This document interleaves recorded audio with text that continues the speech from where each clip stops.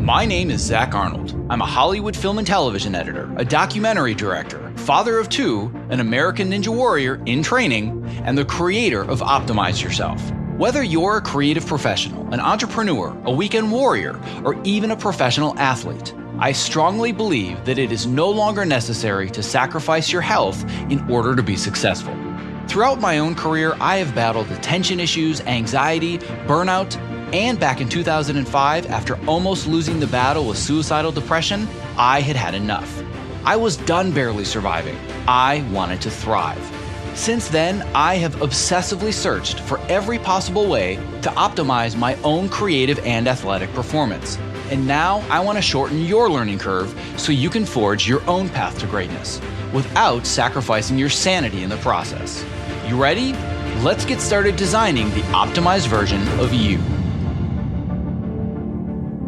Hello and welcome to episode number 62 of the Optimize Yourself podcast, and Happy New Year. I hope you had a wonderful holiday break, but more importantly, I hope that you are focused and ready to make some big moves in 2019. And hey, if you're not, no worries. I'm going to help you get there. If you're a subscriber to my email newsletter, or if you're one of my online students, then you already know that 2019 is going to bring a lot of changes to this program. And the first of which is that I'm no longer going to be doing weekly content. Yes, don't worry, I'm still going to be doing some podcast interviews, but they're going to be much more sporadic this year. And when I write articles, I'm only going to be doing so for other publications when great opportunities arise. And the reason for this is because I'm embarking upon my next documentary project that I'm directing and producing, and that is going to require a huge amount of my time, energy, and attention. And in addition, I am expanding my one-on-one coaching program this year, and I'm right now opening enrollment to all new students. So between those two things, my calendar is full. And speaking of coaching, that is actually what today's special interview is all about. Rather than this just being another interview where I pick the brain of an expert or a creative professional, this episode is actually a case study in which I talk to editor Len Ciccotello about his experience working with me in Optimize Yourself Elite, which is my 12-week one-on-one coaching program. Len Ciccotello is an editor that is literally at the top of his specific craft, which is added value content. This includes documentary shorts, long-form behind-the-scenes making of documentaries, and all of the many cool bonus features that you're going to find on Blu-ray discs and now that you're even going to see on iTunes. He's worked on such films as Bohemian Rhapsody, Avatar, Ready Player One, The Post, Deadpool, Argo, and even several films in the X-Men franchise, just to name a small few. Len came to me last year telling me that he was ready to make a big transition in his career to editing scripted television and features, except the problem was that he had no idea where to start. Len is driven, motivated, organized, and focused, but without a roadmap, none of that really mattered. He had no path and no idea where to focus all of his energy and his attention. Should he network, quit his job first, wait until he had a gig? Does he need to edit more scripted and build a reel first? Should he become an assistant, or should he jump right into editing?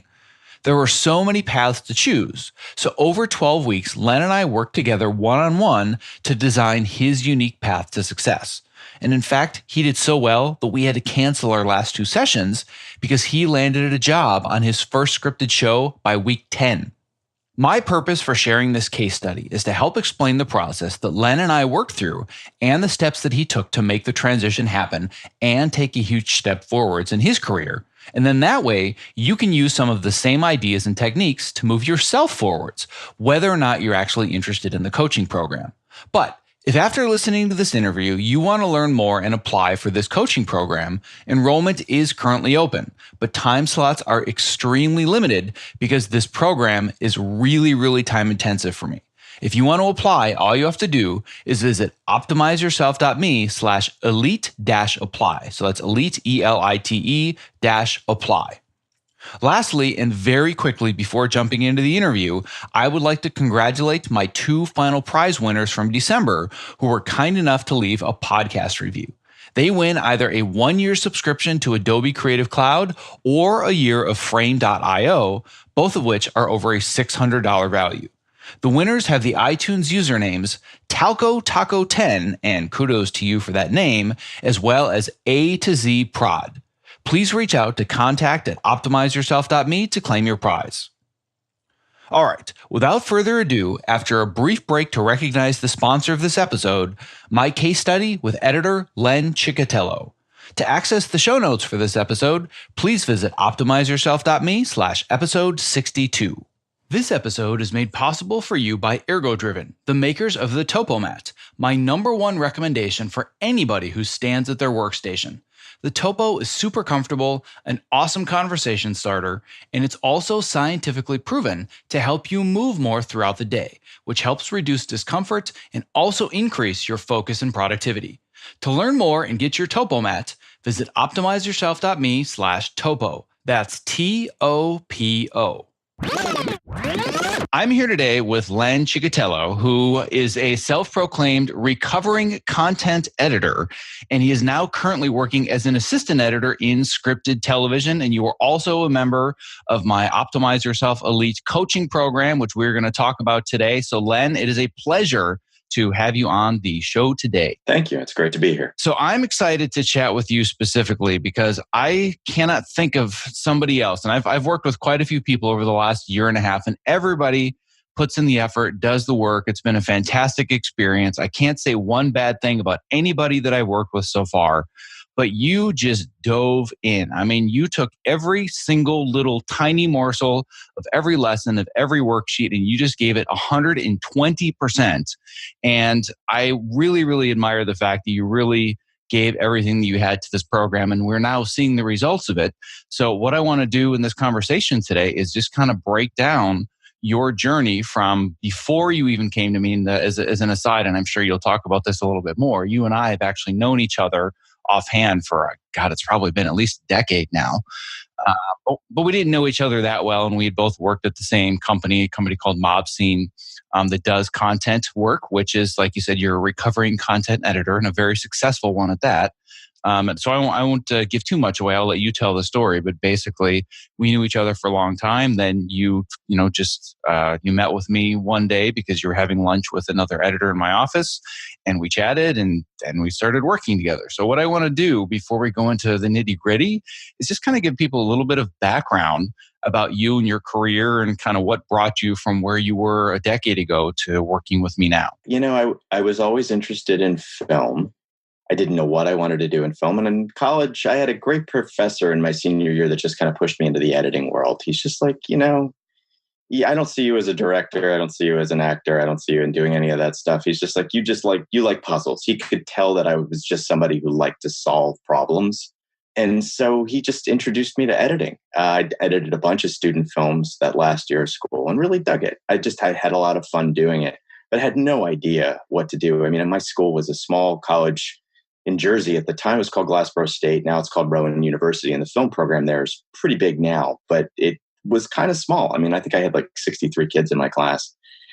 And from there, when I graduated, that same professor, a guy by the name of Dean Johnson, was kind enough to reach out to an old company he used to work for in New York. He was an assistant editor for a guy by the name of Hank Corwin, who some people might know, editor, Cut the Big Short, recently just did Vice. But he worked for Hank at his commercial company in New York as an assistant and made a call and said, this kid's great. Would you take him on as an intern?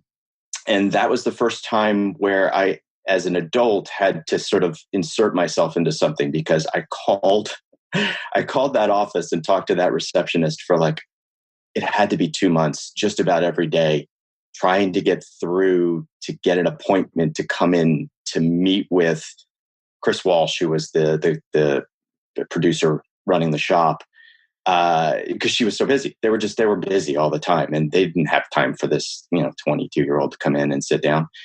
And when I sat down with Chris, the first thing she said to me is, "You're the most persistent kid I've ever met," which is probably the reason that you're here right now, because if you hadn't kept calling, I probably would have never brought you in. But I got a taste for it. I spent 7 years at Lost Planet in New York. Loved it. As an assistant, I worked myself up from being just basically an office PA to an office manager to jumping into assistant editing. And I worked with Hank Corwin, and I worked with another editor by the name of Noah Herzog and another guy by the name of Adam Schwartz. And I loved it. They were terrific. It was a great time to sort of Avid was just this is how old I am. Avid was just kind of getting started in the commercial world. And I learned all of it. And I soaked it in. And I was the kid that slept on the couch and never went home and just really kind of dug in, which was setting me up for later in life. I had no idea. Flash forward a couple of years, Hank moved me out to Los Angeles because he had a company out here as well. They had an LA office. And there was some partner changing happening, and they needed someone out in the LA office to just kind of help with the assistants.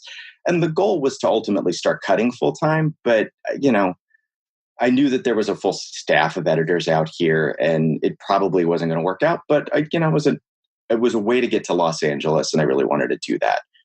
Moved me out here, and within about a year, I was just like, this isn't working. And at that time, my ex-wife actually came across, it was on a job. She was working in production, came across a guy by the name of Eric Matthews, who did commercials and documentaries and stuff, but also started working in content. He had just done behind the scenes on the Matrix movies, or Matrix, the first movie. From there, they were looking for somebody to kind of cut Spider-Man, the behind the scenes on the Sam Raimi Spider-Man movie.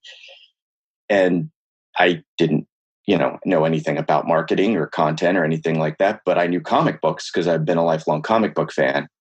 So I met with Eric and his partner, and that just kind of jumped me out of Lost Planet and started me down the content road, which would be a long road. I mean, that was 2000. I think I spent almost 18 years working in content off and on. I had a company in there for a short time called Monkey Feeds the Robot with a great partner, Alan Griswold. But I decided after 4 years, I didn't want to be an entrepreneur. It just wasn't for me. I liked being in the Bay. I liked being creative. I didn't like lawyers and accountants and being in studio meetings all day and pitching and pitching and pitching and pitching. And Alan loved that stuff, and he's terrific at it. So he took the company over, and it's called Monkey Do now, and he's doing great still. But then I found Mob Scene, which is the company that you and I met at. Tom Grain, who's the owner there, was over at Fox when I was at Monkey, and him and I had clicked, and he was looking for an editor, and I just kind of fell in there. And I was not good when I started. I was terrible. Even after 4 years of being on my own and cutting content freelance for a while, I was a terrible editor. But that group of guys that were there, they really taught me stuff. And I was happy to work with them and to learn from them. And it was a great experience. I mean, that was akin to my first few years at Lost Planet as an assistant. Was my first few years of Mob Scene, learning to cut from all the editors around me and really paying attention to the work that they were doing and getting better. And the projects were terrific. I mean, I was fortunate enough to work on some really great movies, Avatar and Ready Player One. And just before I left, I worked on Bohemian Rhapsody. So it was a great experience over the years. Well, and I think the one thing that should be pointed out is that you basically were at the top of the game when it comes to content marketing. There's not a whole lot of content marketing out there anymore. It's something that's really kind of gone the way of the dinosaur over the last decade as DVDs have gone away and Blu-rays have gone away. So there's not a lot of companies doing it. But when you look at the movies and the studios that are still doing it, that are doing the top level content, Mob Scene is pretty much the go-to place, and you were the go-to editor. So and I'm using this to set up the transition to where we're going to go with the next part of your story and where we're going to go with the work that you and I did. But it's not like you were just some guy that was kind of flailing, saying, I can't really find my way, and I've done some marketing, done some content. Like, you were just about the guy when it came to editing content, long-form marketing. No, thank you. That's really kind. There was a lot of great guys there. I had a passion for it. I really did. I mean, every project that I got, I really gave it my all. There's some great producers that I worked with there, and I liked the collaborative nature of that place. It was terrific on that level. I love getting in a room with a producer like Greg Temkin or Chris Miller and just kind of banging out the idea of what this is going to be. And, I was fortunate in that I ended up in sort of the more longer form stuff, which is really what I was gunning for. I really wanted to cut stuff that wasn't just 5-minute pieces. And Tom was very agreeable to that. And so, when that kind of started and Fox started asking for longer and longer and longer, I got to do, a lot of great, anywhere from 60 to 90-minute pieces on stuff. And it was really fun. I mean, the trouble with content, though, is especially after the period of time that I'd been doing it, was that you can only tell the story so many ways. There's no surprise the movie gets made. Like it's not super deep on that level. And after cutting, oh man, it had to be a few hundred pieces over the years. It just was starting to get a little to the point where I'm like, creatively, this isn't as challenging as I'd like it to be, because I always like to find a challenge in what I'm doing. In the movies, sometimes you found a challenge in the movie itself. Like working on Avatar, there was a lot of challenges just in the way that they put that film together. So finding a way that worked to tell the story, because it was the production itself kind of happened on top of itself, post and editorial happening at the same time, which is kind of weird, because some of what editorial needed to do would prepare them for shooting again. I'm sorry, production and editorial happening simultaneously. So, and they were scoring at the same time. It was just a weird way of making a movie. So to take that and to figure out a way to distill it, that was fun. That was challenging. And the same, sometimes you get a fun project, like Queen would come in the door with the Bohemian Rhapsody. It's like, I've never cut with Queen music before. This is awesome. Like to be able to cut a bunch of stuff for a disc that, where you're actually able to, the band's involved and you're able to utilize that music. That stuff doesn't come along all that often though. So in between, there was a lot of, okay, yeah, this is a standard making of, and that's all the studio wants. And that's really all we can do. I got to the point where I can tell that story and I can tell it well. And I was proud of the work that I did there. But I wanted something new. So then let's fast forward to the first conversation that you and I had once we kind of rekindled and reconnected after so many years, and kind of give our listeners an idea of what the plan was and why you decided to work with me. Well, I want to take a quick step back real quick, because this is everything happens for a reason kind of thing. It's like, I'm a firm believer that the universe gives you what you're looking for kind of thing, not to get too woo-woo, but I'm a believer in that. And one day I was walking out to coffee over at Mob Scene, and I happened to be walking through, there's a building across the street. I happened to be walking through the building and I hear my name and I turn around and it's our mutual friend, Natalie. And she's just walking through the building, and she happened to be there because she was working on Star at the time. And we stood and talked for a few minutes, and I had no idea what she had been doing, and I hadn't seen her since she had left the company. And she told me that, she had been working with you on Shooter, and there was some stuff going on that you guys had been very busy, and I thought that was great. And she's like, let's have lunch. So we had lunch and we caught up. And she was telling me about working in television. And that was really kind of the seeds got planted for me for that might be where I wanted to be next.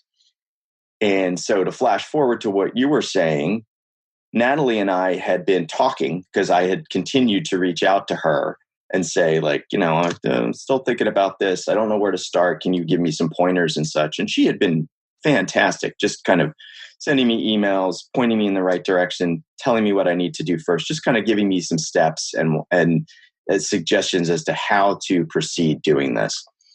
And she said, why don't you come in to Shooter? I'll be there. She's like, Zach will be there. You haven't seen Zach in a while. And I'm like, oh, that'd be great. I haven't seen Zach since Mopsy. It's been a while. And when I showed up that day, I wasn't expecting to have the conversation that you and I ended up having, but it was really great to see you. And so, when I saw you, when we started talking and I told you what I was trying to do, and you just, you was like, have you been listening to the podcast? And I had, and you're like, well, there's a coaching aspect to what I do too. And that struck a chord with me, because my wife had worked with a professional coach for a very long time and had seen some pretty fantastic results from it. And that coach was very specific to the type of work that she was doing. And I'm like, this is something that could get interesting, and I want results, and I want to keep pushing and challenging myself. And, you had sent me some information, and I went to the website and I was looking at stuff and kind of reading through things. And when we talked, it just sparked something inside me that said, I got to do this. This is a direction that I got to go. I didn't want to miss an opportunity to improve and to push myself into the next part of my career. And I felt like we didn't just see each other by chance that day. Like that was supposed to be where I listen when something is presented to me. I pay attention. So it was, that launched us into our coaching endeavor. Well, and the reason that you had come to me specifically, and I'll paraphrase, and I'll let you kind of go into a little bit more detail, is that when I had been mentioning the program, and like you said, you weren't expecting to have that conversation, but I kind of have this tendency to not bullshit with people, and I really, really don't like small talk. I'm like, oh, hey, here's Len, and what are you doing here? And what are you talking to Natalie about? Oh, all right, well, I guess we're gonna have to find a way to move your life forwards then. Like that's basically where I go in a conversation in 2 minutes. Because that's really what I'm always zeroing in on. And when we were talking, even that first time when you just dropped by my office for 10 minutes, the theme of it was like, I really feel like this is the direction that I want to go. I just have no idea how to go about it. Right. So would that be a pretty accurate representation? Yeah, where Natalie was great, where she was giving me some suggestions in terms of resources to read and such. In terms of moving the needle forward with my being able to make that transition from one career path to another, I didn't know the steps. I didn't know where to start. And that's really what I keyed in on with you, is that, this program will help you find that direction. And we will work on very measurable steps, which was terrific. And it really, that to this day, I use a lot of the stuff that you taught me during that period of time. Well, one thing that I want to clarify, and this is a conversation I have with people all the time in this industry, is that I didn't help you find the direction or find the path, because the frustrating thing about our industry and a lot of creative industries is that there is no path, right? We're not doctors, we're not lawyers, and we really have no sense of, all right, well, I have to go to medical school for 3 years and be an intern and do, and then all of a sudden I'm a doctor, right? You just put in the work, you spend the money, and you get there. Like, it's a very clearly defined path. So what you and I didn't do is find the direction. I helped you design the path that you wanted to take to get where you wanted to get. Sure. Yeah. There was but what I'll say too is that it has a lot to do with patience. I think that we had a conversation very early on, and I loved when you said, it's just like, okay, there's 2 people here. The only one that can help you is you. And I'm like, right. And what that signified to me was that I was going to have to put the work in, but that this wasn't a magic bullet either. Like, there was a part of it that you're just going to have to be patient, because what you're putting the work in for now may not show up for a few months to a year, or sometimes a little longer. That, like you say, you have to wait. In our business, it's all about finding the job, finding the editor to work with, finding the group of people to work with, something along those lines. It's about relationships. There's a lot of relationship building that's very important and genuine too. I mean, I met, we'll get into that, but because of a lot of the stuff we discussed, I met so many great people along the way that are just really nice and still stay in touch and ask me how I'm doing and check in with me, and vice versa. But yeah, there is no magic bullet. You have to put the work in, and you have to design this, and you have to you really have to stick to the course. And not get discouraged. That's important. Yeah, and it's as I'm sure anybody who's listened before will know that this should probably become a drinking game when I say this. But it's all about playing a game of chess and not playing a game of checkers. And I just talked to so many people, young, old, in between, transitioning careers, doesn't matter what it is, and they're just looking for that one quick win, so they can feel like they're making some form of progress, because that's something you feel like, oh, I landed this one gig, or I did this, or got paid that, or whatever it is. But the question is that really part of the much bigger picture about where it is that you actually want to be? But if you're willing to play a game of chess and be patient and take the right steps, it may take 3 months, 6 months, a year, or even longer. I mean, right now I'm playing like a decade-long game of chess with all the moves that I'm making now in the health and wellness field and everything that I'm doing here, knowing that it's going to eventually pay off, but I'm not going to get this quick fix. It's something that's going to take a long time. And one of the analogies that I always tell all of my students, you've already kind of given away my first session with the whole only 2 people on the call thing, so I appreciate that. Sorry. No, it's fine. I'm totally giving you a hard time. But the other thing that I tell everybody at the very beginning of the process is that there's 2 ways that this can go. Number 1, I can give you a fish and feed you for a day. And that just means here's information.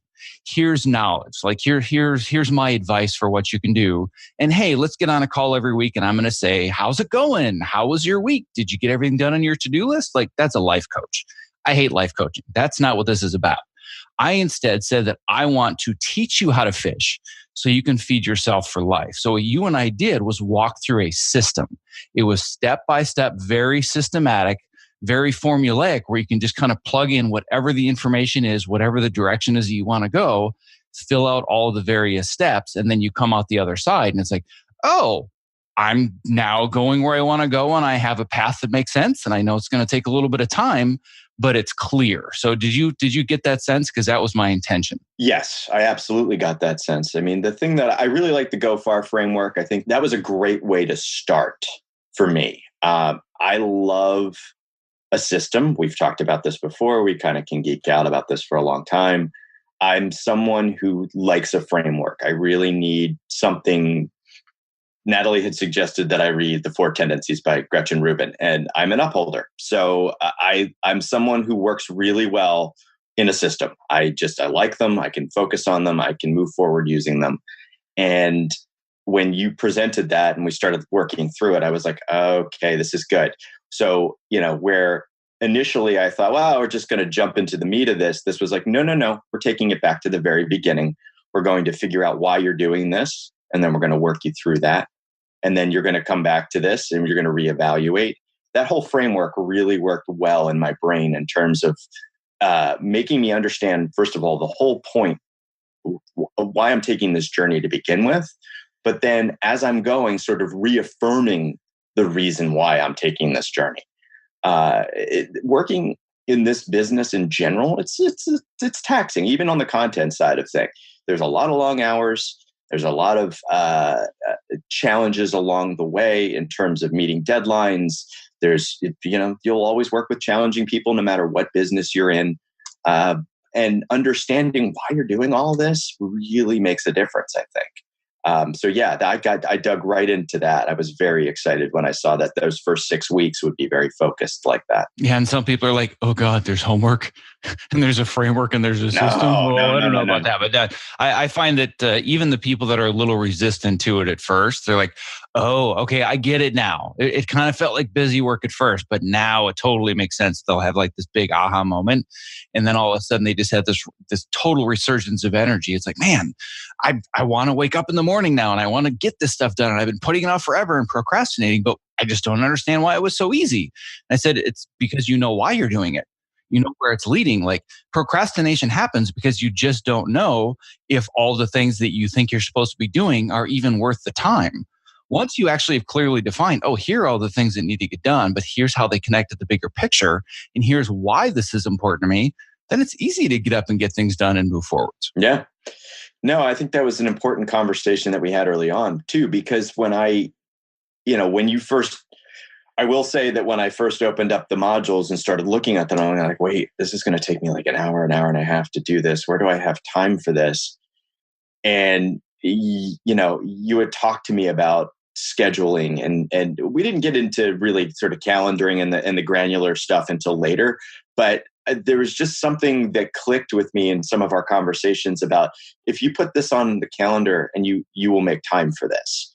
And suddenly every week I had my hour and a half to 2 hours that I could sit down and find to watch through the videos, do the paperwork, to kind of understand, to look at everything and read back through it, before our meeting so that I knew exactly what we were going to talk about.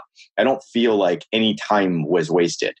And when you're talking about an hour, in the case of the coaching session, an hour session, you're talking about an hour, that's not a lot of time, really. Like you want to make sure to me anyway, I want to accomplish something during that time.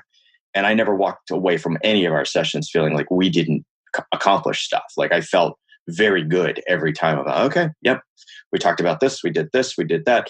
And I walked away with very actionable steps for the next week to incorporate into what I was doing. Yes, actionable steps, as you know, is the key. That's my thing, is that I'm not afraid to give people work to do and, give them accountability along the way, because it's one thing to say, oh, I want to do this and that and the other thing. But when you don't have a plan and you don't have accountability so you can follow through, it's kind of like you're wasting your dreams away, so to speak, or you're just moving in the wrong direction and spinning your wheels. So what I want to do now, we're about halfway through, and I said that this was a case study, and I want to make sure that we're actually providing some actionable steps for somebody that's listening that may not be able to go through the program or use the Focus Yourself course in and of itself, but still walk away with a few tidbits. So I want to just give a very, very brief overview of kind of how the structure works and the framework works. And then I just want to talk about a few of the steps that you and I took and see, using your example, if other people can say, oh, I could actually apply that to myself today. So the very, very kind of brief soapbox pitch that I give people when I talk about what it really takes to accomplish something difficult and meaningful is that when you break it all down, yes, there are many different steps and many different paths. And for each career path, it's different. And every goal, whether it's losing weight or, wanting to be a scripted editor, like obviously many, many different steps. But after studying this obsessively for the last 15 years and doing 200 podcast interviews and all this other stuff, I basically distilled it down to three really, really simple things that you need. You need clarity, you need confidence, and you need consistency. Three words that I know that you're now very, very familiar with. And the first step is clarity. You have to be very, very clear about what it is that you actually want to accomplish, why you want to accomplish it, and what are all of the things that have either stopped you in the past or that you predict will stop you in the future. So when we look at the Go Far framework, which is a 5-step framework, and again, anybody that's listened to the show has heard all about this, and this is based on a framework created by Christopher Rush, who was the first quadriplegic to become a licensed scuba diver, whom I did a documentary film about, which is available on all major platforms if you're interested in checking it out. But when we talk about identifying your goals and then identifying your obstacles, that's all part of finding clarity. So what I'm interested in right now is helping people understand how to set a clear goal, because you came in and said, well, I want to transition from content editing to being a scripted editor, which means probably becoming a scripted assistant editor first. But let's talk about how we kind of refined that from something general like, oh, this sounds good, to, oh, wow, I know exactly what I'm waking up to accomplish every morning. Initially, I probably didn't give it much thought. I knew that I wanted a career change. My struggle with that was we talked about limiting beliefs and everything else. And then my struggle with that was, my age was a big deal to me. More than anything else, I think that was the thing that kept slapping me in the face as an obstacle, which you quickly pointed out was a limiting belief and not really an obstacle. But in terms of the clarity of it was about finding my why, figuring out why I was doing this. And that took some time. I mean, I had to sit down, and that lesson was the two lessons that were really hard. The obstacles was hard, but the figuring it out and kind of granularly getting down to asking myself why repeatedly. Okay, why do I want to do this? I want to be an editor in scripted television because I enjoy telling stories. Okay, but why? And I just kind of kept going from there. And really what it came down to was I wanted a career that was going to be long lasting so that I could support myself and my wife and have a future. And, when we really broke that down, I think it actually, look, I'm an emotional guy. I'm not afraid to admit that it actually kind of made me cry when I got to the point where I realized that it was really all about her. It was about Amelia and wanting a better life for both of us long term. And that was a major breakthrough on my part, understanding that. Well, if it makes you feel any better, usually when people go through the why discovery process or identifying their obstacles, there's generally a tier or two. And that's when I know I've succeeded. So people are like, yeah, no, I think this is why. I'm like, yeah, no, we're definitely not there yet. And then we just keep pushing and we keep pushing.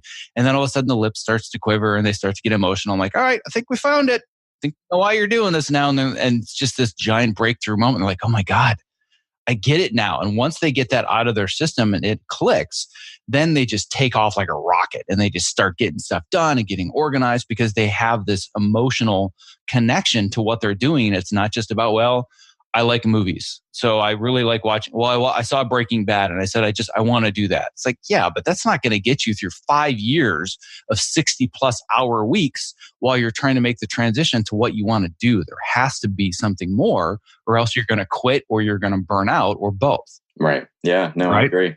The other thing that I want to talk about as far as clarity as well, which is something that you and I really dug deep into, and we alluded to this a little bit, but is the idea of being systematic. So one transition that you and I went through in defining your goal, and this is something that I've done with multiple people now, is where people make the mistake of saying, well, I need to set a specific goal, right? There are these things called SMART goals. They need to be specific and measurable and actionable and relevant and time sensitive and just all this other bureaucratic corporate jargon, right? And I said, all right, well, if you're going to set a SMART goal, you're going to say, I want to be an assistant editor in scripted television by, I guess January would be good. That's when I want to be an assistant editor by, right? Yep. So what was the fallacy that we learned about doing that? Well, there's just no, when the call comes, you have no idea when that's going to happen. And you still have to work. If your goal is that you want to switch from the career you're in to a different career, the last thing you want to do is check out of what you're doing. You have to go in every day and make small changes that are leading you in that direction.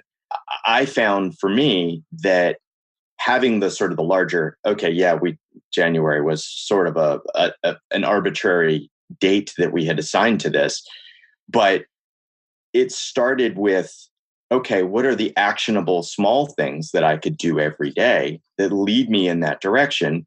And understand that, that January date might come and go, but you're still taking action in the background. You're still moving the needle forward, even in little small chunks. Well, and I think the other big thing to really hone in on here is that when you set that arbitrary date, it just feels like it's creeping up on you. And if all of a sudden opportunities come along, the pressure is like, oh my God, I wanted to have this job by January, but it's not happening. No, you got to let that go. You got to let exactly. That go. Yeah. So what you and I did is we crafted a goal where it felt like you were in control of that goal and your actions were moving you towards that without opportunity having to present itself. Yeah. All just a matter of simple wording and verbiage. And you and I think, workshopped like 2 weeks straight, just how to write a 1-sentence goal. But once we got it, you're like, oh, I get it now, right? And it was basically this idea of it's not about, I want to be an assistant editor in scripted television by January 1st. It's, I'm going to be prepared to accept an opportunity on that date. Yes, exactly. So if the opportunity isn't there, well, you can create those opportunities through networking and through getting in front of the right people and putting up websites and all these other things. But eventually you just kind of have to sit back and hope that basically your hard work meets opportunity. And that's what people call luck, right? But the idea was that we were putting you in the power position to say, oh, well, if I do this, and this, that is going to make me prepared to take on the opportunity when it comes along. And I do have to be very frank, we failed massively because your opportunity came along months before January. So we totally screwed the pooch. I mean, what happened was you and I didn't even finish the coaching sessions because you got your first opportunity as a scripted assistant. I think it was like week 9. And you're like, yeah, I'm going to be starting a job on Monday and I don't know if I'm going to be able to do the coaching sessions. And so I still owe you coaching. That's all good. Yeah, no, right. It, again, like I said, I think a lot of what we discussed, a lot of the framework of what we put together, a lot of the understanding and knowledge that I walked away from those 9 weeks with prepared me for that moment, to be ready for it, to be ready to accept it. I learned quite a bit during our conversations that goes deeper than even just the framework of I want to be in. I have to stress this because I don't want people to think that it's just that this for me was just about becoming an assistant editor for scripted television. There was a whole life change that I was focused on making. And the framework for this literally has applied to every other aspect of my life. If you could have told me, I guess this was when we started talking was back in June. If you could have told me back in June that my daily regimen would be me getting up at 5:15 every morning, working out for 30 to 40 minutes, meditating every day, just the things that have happened since I started working with you, these habits and systems that I've put in place in my life that came out of understanding why I'm doing this to begin with, the whole reason why. It's changed me dramatically in that period of time. I'm healthier than I've ever been. I'm stronger than I've ever been. I'm more focused than I've ever been. And I was pretty focused before. I mean, like, oh yeah, you were focused and driven before. So now I'm kind of scared. And I have more energy. Like the thing that I've talked to a lot of assistant editors along the way. And the one thing that I got from a lot of them was that it's the job, there's long hours, and I'm thinking to myself, how am I going to be able to sustain? I'm older than most of these people are. And I'm not, in terrible shape, but I'm not in the best shape. And long hours is going to mean I'm going to need to have more energy. So what are you going to do about it? So this all comes back to like, okay, I'm going to hit the gym. I'm going to be a regular, I can't believe I'm saying this. I'm somebody who works out 5 days a week. Like that's not something that I did. It just wasn't part of me. And now it's just part of who I am, so that I have the energy to do this job and do it well and do it effectively. Well, what I love that you said too, I didn't mean to interrupt. This to me is so important that I want to make sure and bring this out. You didn't say, I started exercising 5 days a week. You said, I'm somebody who exercises.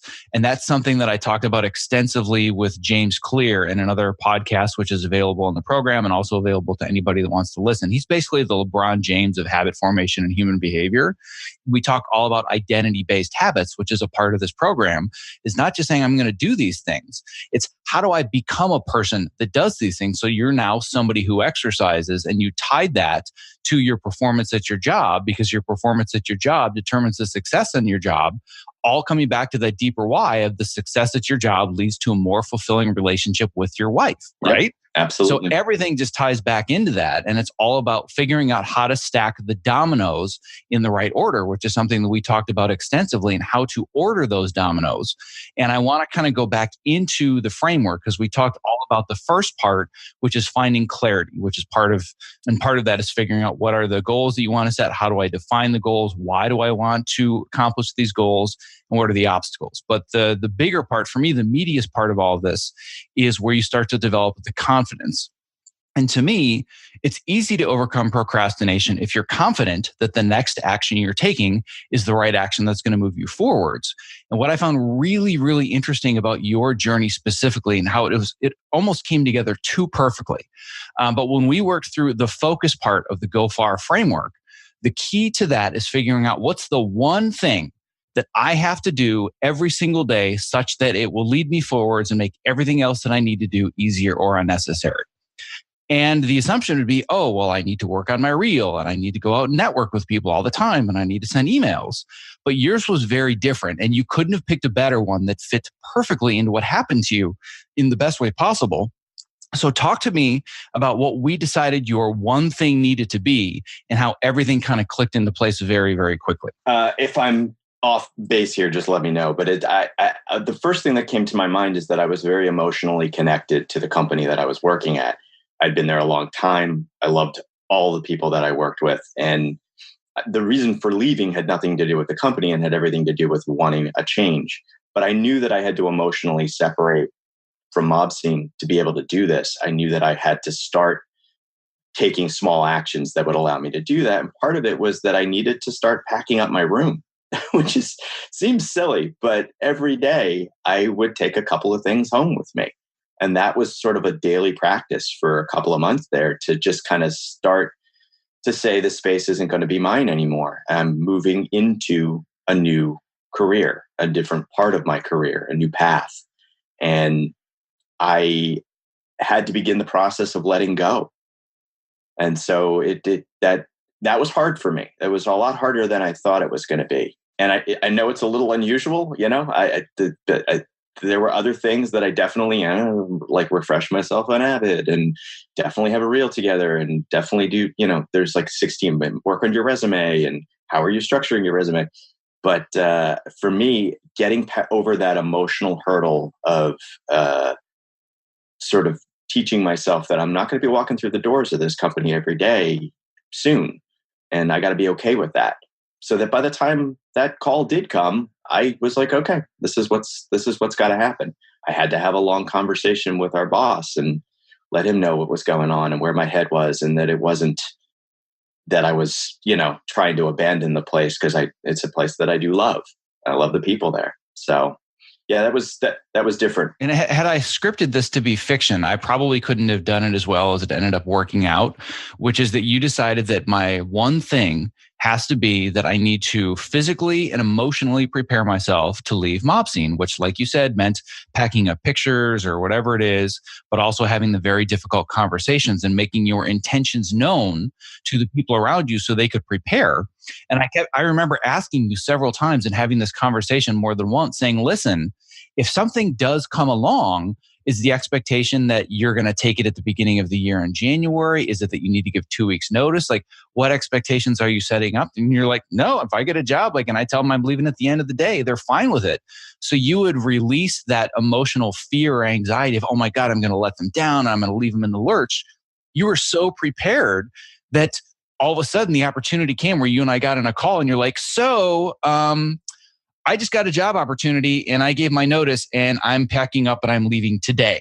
I couldn't have written it better than that. They were, look, the company, they're very classy people. And the conversations that I had, I was honest. I don't know any other way to be. That's just who I am. So I felt like there are plenty of methodologies and ways to part with a company that you're working for. But for me, for the investment that I had in the company, for the investment I had in the people, the only way to do it was to be 100% honest with them and tell them what I was trying to do.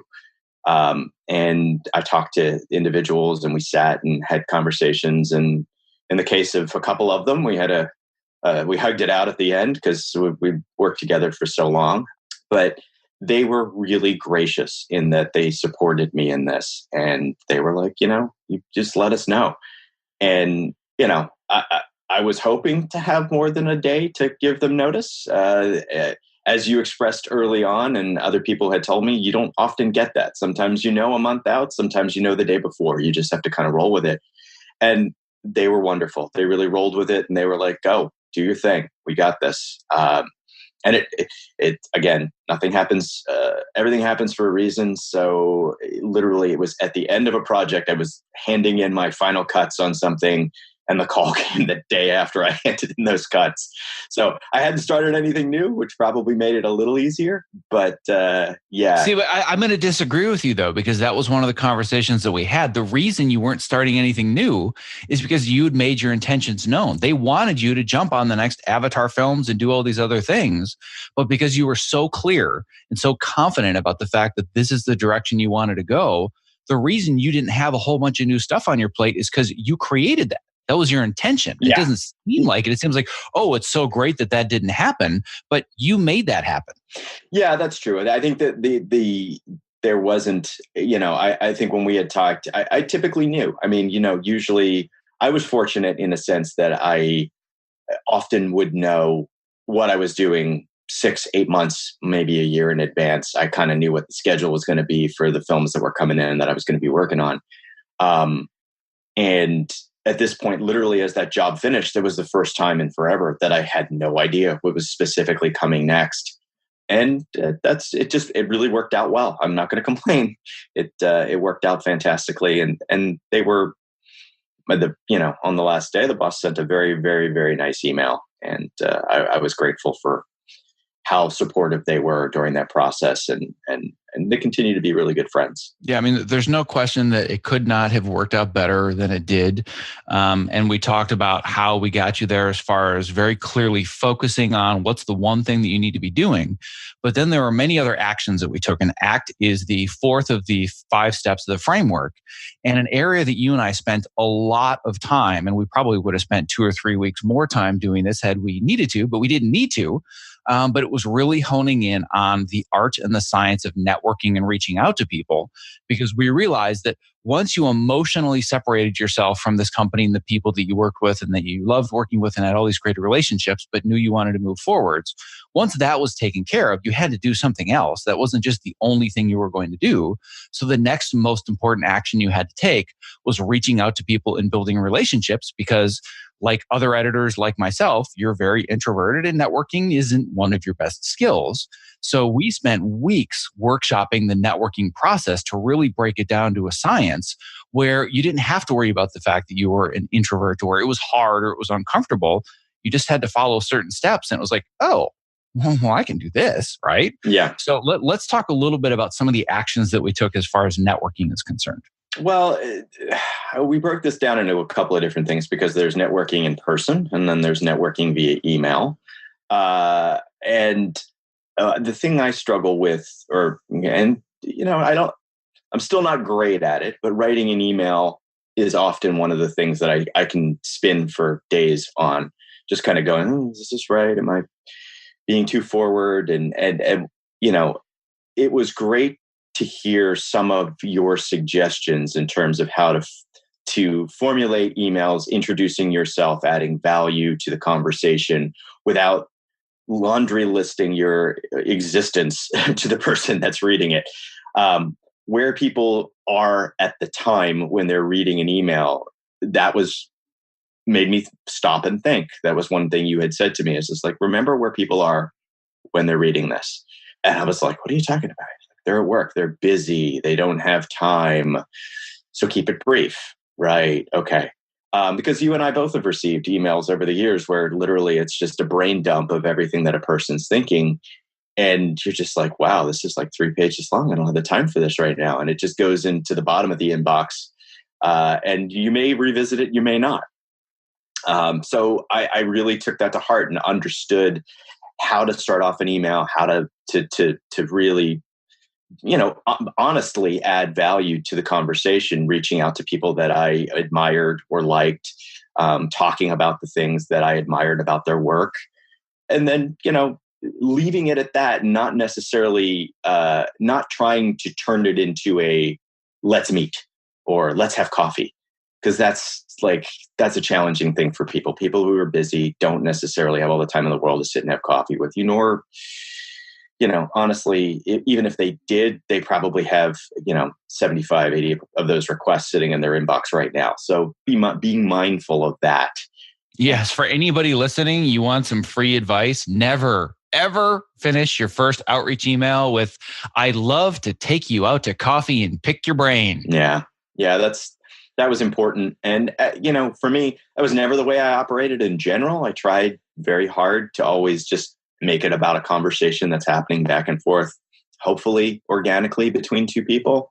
But I really refined that during our conversations about this. And that gave me more confidence to write emails that were succinct, that had place in mind. Like, I don't want to disrupt you. I know you're busy.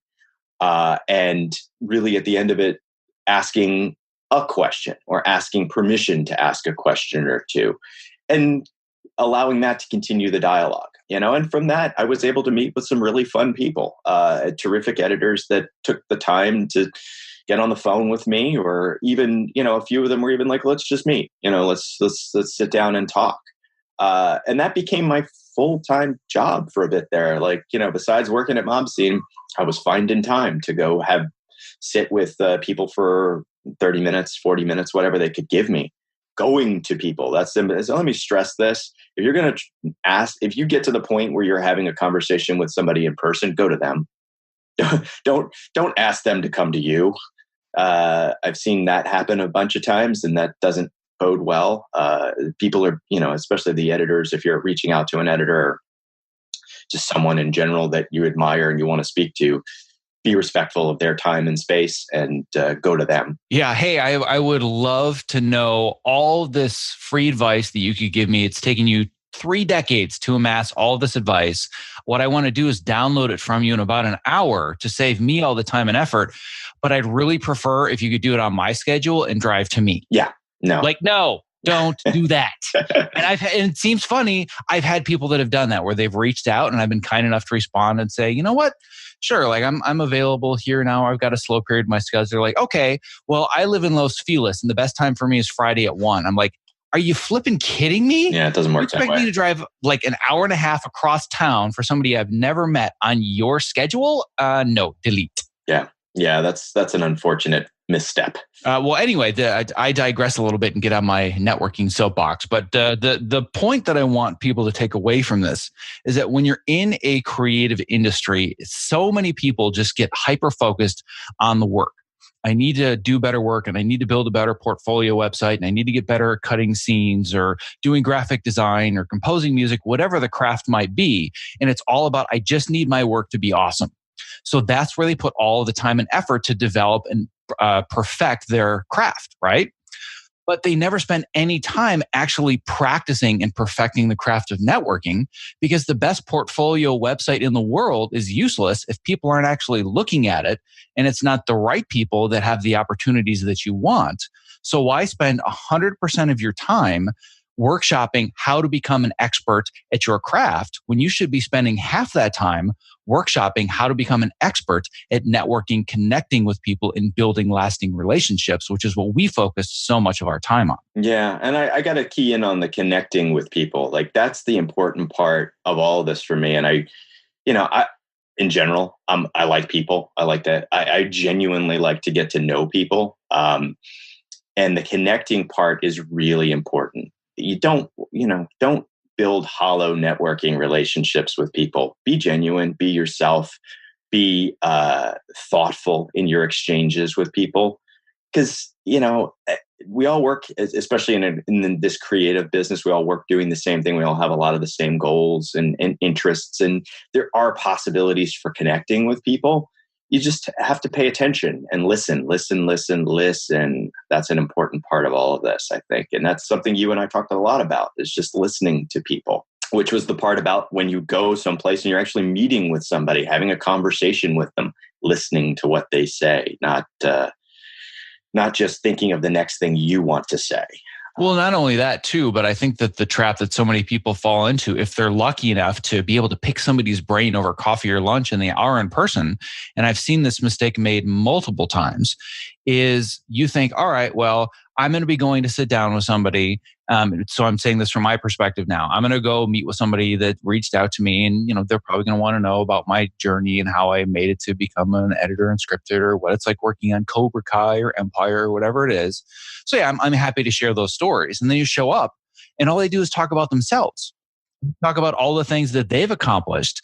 And you realize, oh, all they really wanted to do was get in front of me and impress me because they think I'm going to hire them because of that. But that's not how you build a relationship, and that's not how you get jobs. No. You have to, yeah, you should be spending the majority of your time in front of somebody, listening to what they have to say, asking questions that are meaningful, that allow, and do some research before you go to the meeting. Don't just show up there with like, oh, I saw 3 credits you had on IMDb. Like, take a minute and actually research the person you're going to sit down with, so that you have talking points to have with them, like places that you're genuinely interested in knowing. How did you do this? You and I, there was one particular email that you and I probably workshopped 3 or 4 times, because I'm like, I really like this guy. I like his style. I like the work that he does.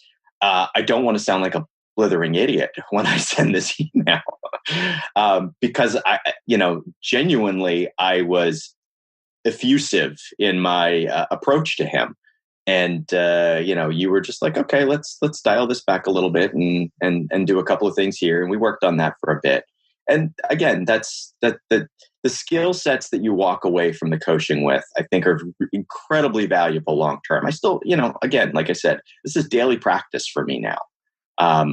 Do I do everything that we discussed every day? I wish I could. Some days I'm 100%, other days I'm closer to 80. It really depends, but I got so much value out of this, and it really has helped propel me in a direction that I know will be where I want, help get me where I want to be.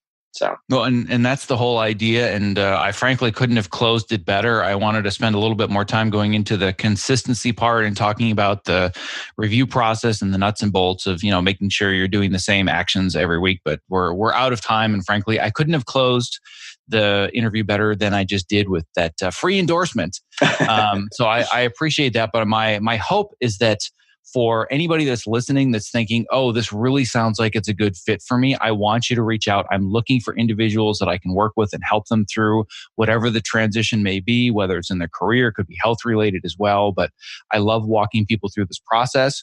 Or if you're listening to this and just saying, you know what, this sounds great, but I'm not in a place in my life where I either have the time or I have the money, my hope is that you at least got something out of this specific conversation. You had a few aha moments and realized, oh, these are things that maybe I can incorporate into my life. So that's why I wanted to make sure to share the story with people today. So Len, I know you're a super busy guy that's now working as an assistant editor in scripted television. So I don't want to keep you from your day job because I know that things are crazy.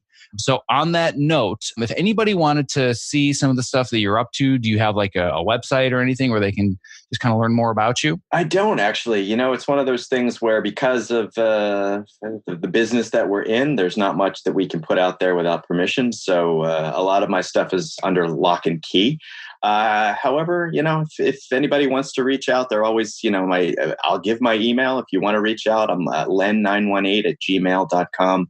I don't know that I have anything interesting to say specifically, but you're certainly welcome to reach out. Oh, I think you'd be surprised. Yeah. You have an interesting thing to say or two. You did just fill an hour of a podcast. So I appreciate that. Well, I very, very much appreciate it. And I hope you have a fantastic rest of your week as a scripted assistant editor. Thank you, Zach. Good talking to you. Thank you for listening to episode 62 of the Optimize Yourself podcast. To access the various links and resources that are mentioned in this episode, please visit optimizeyourself.me/episode 62. As a reminder, if you're interested in learning more about the coaching program and you'd like to apply, please visit optimizeyourself.me/elite-apply. Slots are extremely limited, so if you want to get a jump start on 2019, I recommend applying sooner rather than later. Lastly, I want to congratulate my two final prize winners from December who were kind enough to leave a podcast review. They win either a 1-year subscription to Adobe Creative Cloud or a year of Frame.io, both of which are over a $600 value. The winners have the iTunes usernames Talco Taco 10 and A to Z Prod. Please reach out to contact@optimizeyourself.me to claim your prizes. Thank you for listening. Be well. This episode of the Optimize Yourself podcast was made possible for you by ErgoDriven, the makers of the TopoMat, my #1 recommendation for anybody interested in moving more at their height-adjustable workstation. Listen, standing desks are only great if you're standing well. Otherwise, you're constantly fighting fatigue and chronic pain. Not like any other anti-fatigue mat, the Topo is scientifically proven to help you move more throughout the day, which helps reduce discomfort and also increase your focus and productivity. I'm standing on one as I read this, and I don't go to a single job without it. And if you're smaller and you're concerned that the Topo mat is too big, or you simply don't have the floor space, there's a Topo Mini for that. To learn more, visit optimizeyourself.me/topo. That's TOPO.